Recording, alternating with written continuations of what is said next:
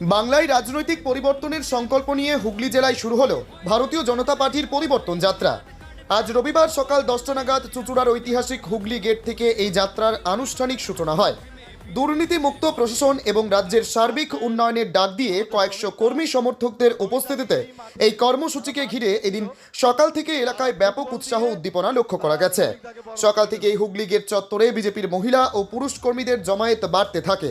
Band party, গেরুয়া পতাকা এবং সুসজ্জিত ট্যাবলো নিয়ে এই বর্ণাঢ্য শোভাযাত্রাটি যখন এগোতে শুরু করে তখন এক উৎসবমুখর পরিবেশের সৃষ্টি হয়।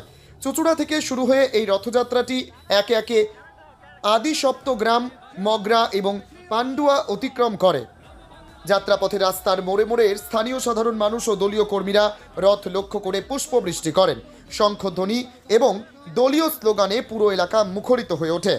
বিকেলের দিকে পরিবর্তন যাত্রাটি মগরায় পৌঁছালে সেখানে এক বিশাল জনসমাবেশের আয়োজন করা হয়। এই সভায় প্রধান বক্তা হিসেবে উপস্থিত ছিলেন বঙ্গ বিজেপি সভাপতি শ্রমিক ভট্টাচার্য এবং প্রাক্তন কেন্দ্রীয় মন্ত্রী দেবশ্রী চৌধুরী।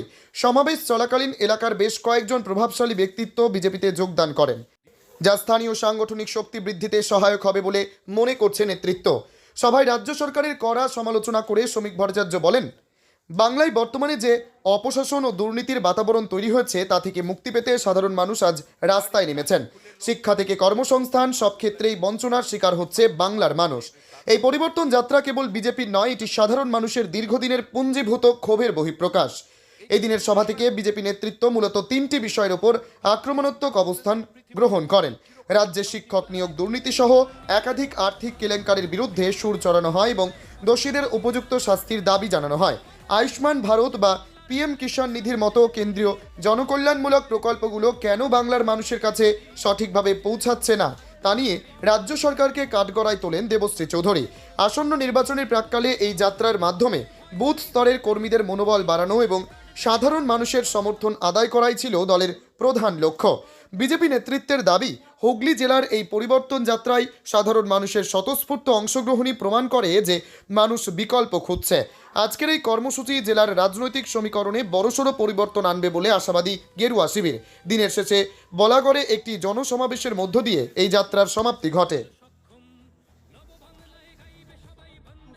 মহিলা মুখ্যমন্ত্রী মাননীয় মমতা বন্দ্যোপাধ্যায় যে কুৎসিত ভাষায় আক্রমণ করেছেন, যে কুৎসিত ভাষায় কথা বলছেন, তার জন্য আমরা লজ্জিত, দুঃখিত।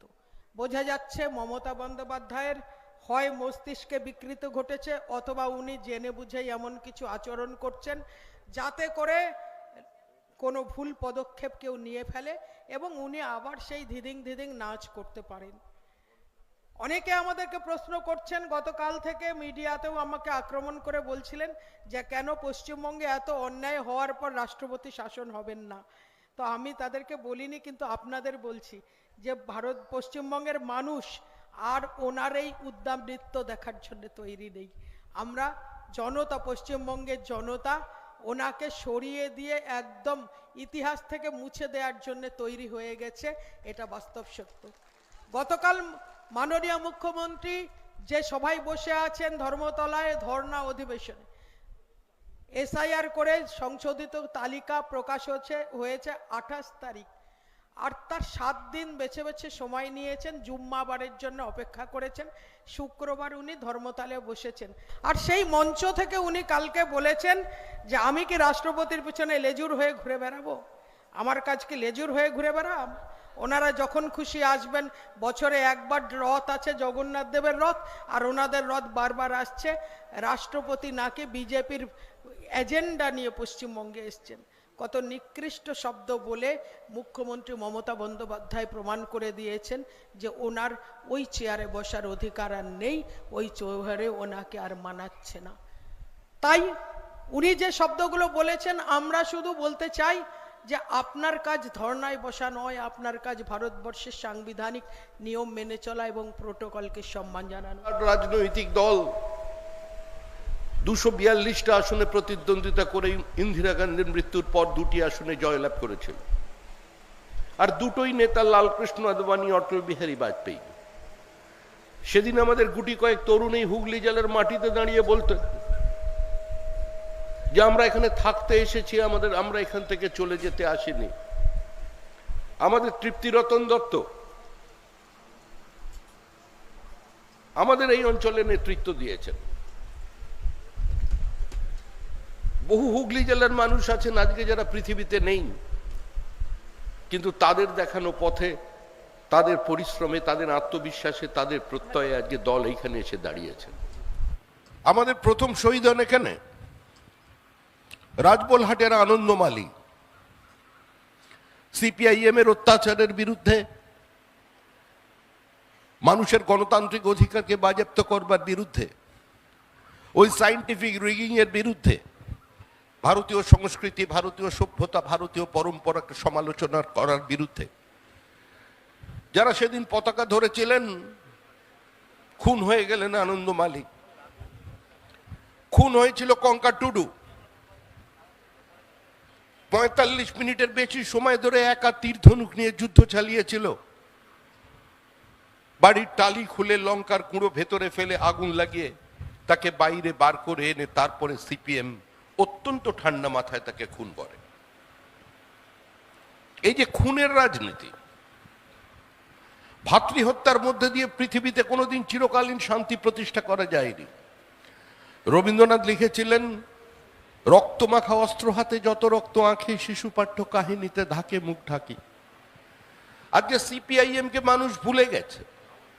রাজ্যসভায় একটা প্রদীপ টিম টিম করে জ্বলছিল বিকাশ ভট্টাচার্য, আগামী 2রা এপ্রিল তারও দিন শেষ হয়ে যাবে। আর সেই বামফ্রন্টের মধ্যে যারা শরিক ছিলেন, হুগলি জেলায় ফরওয়ার্ড ব্লক, কোথায় অফিস, কোথায় নেতা তাদের জানা যাচ্ছে না। আরএসপি নেই, সিপিআই নেই, বামফ্রন্টের অন্য কোনো শরিক দল নেই। আজকে মেরুকৃত রাজনীতি। যারা তৃণমূল কংগ্রেসকে জেতাতে চান, যারা মনে করছেন তৃণমূল কংগ্রেস ক্ষমতায় থাকলে তাদের এই লুট দীর্ঘায়িত হবে, তারা তৃণমূল কংগ্রেসকে ভোট দেবেন। আর যারা এই অরাজক অবস্থার অবসান চান, তারা বিজেপিকে ভোট দেবেন। মানুষ বাইনারি তৈরি করে দিয়েছে।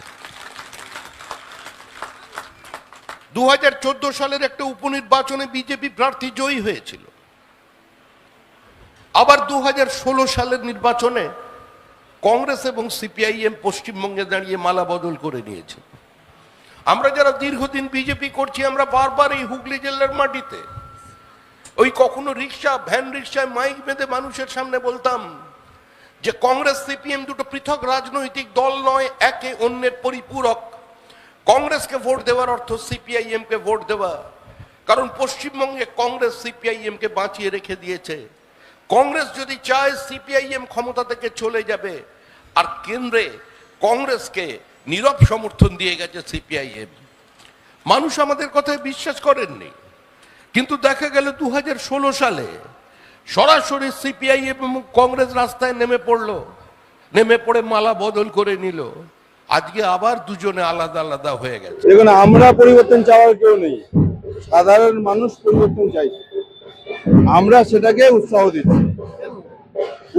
পশ্চিমবঙ্গে আপনি বলুন না, যে পশ্চিমবঙ্গে একটা সময় ছিল স্বাধীনতার পরে, মহান মুনি ঋষিরা এখানে জন্মগ্রহণ করেছে। সুভাষচন্দ্র বসু হয়ে গেল, স্বামী বিবেকানন্দ হয়ে গেল, এরকম বহু মহান মুনি ঋষি এখানে জন্মেছে। কিন্তু পশ্চিমবঙ্গের এখন যে বর্তমান পরিস্থিতি, এটা অত্যন্ত রক্ষারজনক। আমাদের সারা ওয়ার্ল্ডের মধ্যে একটা বাংলার একটা সুনাম ছিল, সেই সুনামটা এই তৃণমূল সরকার শেষ করে। তো সুতরাং মানুষ এটা বুঝতে পারছে, মানুষ চাইছে এটা পরিবর্তন হোক। হ্যাঁ, আগেই বললাম মানুষ চাইছে পরিবর্তন। মানুষের মধ্যে ডোর টু ডোর ক্যাম্পেনিং করেছি। আমি এখানকার মন্ডল সভাপতি, আমার নাম বিশ্বজিৎ সিংহ। আমরা ডোর টু ডোর ক্যাম্পেনিং করেছি, মানুষের সঙ্গে কথা বলছি, মানুষ উৎসাহ। আপনারা আরো বেশি করে লোকের বাড়িতে যান, লোকের সঙ্গে কথা বলুন, যাতে পশ্চিমবঙ্গে এই টিএমসি টাকা মারা যে কোম্পানি, এটাকে বিদায় দিতে হবে। চাকরি দরকার, নেক্সট যে আমাদের চাকরি বাকরি কোনো স্টেবিলিটি নেই, আর যা সব হচ্ছে চারিদিকে, রেফারেন্সে কোনো নাস্তিই নেই, সবকিছু মিলিয়ে অবশ্যই পরিবর্তন। মহিলাদের নিরাপত্তা নিয়ে কি বলবেন? হ্যাঁ, মহিলাদের নিরাপত্তা কি পরিস্থিতি? মহিলাদের নিরাপত্তা নিয়ে কি বলবো, এতদিন তো দেখুন এর আগে যে কেসটা হলো আর এখনো কোনো বিচার হয়নি, ঠিক আছে? তো এখন নতুন সরকার এলে কিছু আমাদের নিরাপত্তা আসে, তো সেটাই চাইবো, চাকরি বাকরি স্টেবিলিটি হোক, সবকিছু পরিবর্তন হোক, এটাই চাইবো। পরিবর্তন চাইছে অবশ্যই পরিবর্তন দেখতে তো পাচ্ছি তাই।